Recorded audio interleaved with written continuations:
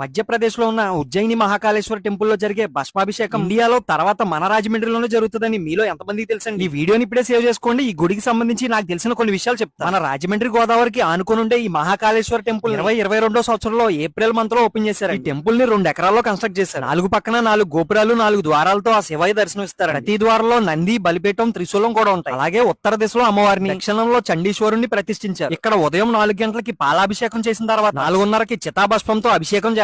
Madhya Pradesh Ujjaini Mahakaleshwar temple లో ఏ రకంగా జరుగుతుందో అదే రీతిలో ఇక్కడ కూడా చితాభస్మంతో అభిషేకం చేస్తారు. జీవితంలో ఒక్కసారైనా ఈ భస్మాభిషేకాన్ని చూసి దర్శించుకోవాలంటారు. ఉజ్జయిని వరకు వెళ్ళలేని వాళ్ళు మన రాజమండ్రిలో ఉన్న ఈ మహాకాళేశ్వర టెంపుల్ కు శివయ్యను చూసి దర్శించుకోవచ్చండి. ఈ టెంపుల్ ను కూడా చాలా అద్భుతంగా కన్స్ట్రక్ట్ చేశారండి. చాలా కలర్ఫుల్ గా ఉంది. చూడడానికి మన 2 కళ్ళు సరిపో అంత అందంగా ఉంది. ఈ టెంపుల్ కి మీతో పాటు ఎవరిని తీసుకెళ్లాలనుకుంటున్నారో వాళ్ళకి రీల్ షేర్ చేయండి. ఆల్రెడీ విజిట్ చేస్తుంటే ఓం నమః శివాయ అని కామెంట్ చేయండి. మరి ఇలాంటి మరిన్ని ఇన్ఫర్మేటివ్ వీడియోస్ కోసం మీ ద్రాక్షరం కుర్రని ఫాలో చేసి సపోర్ట్ చేసేయండి.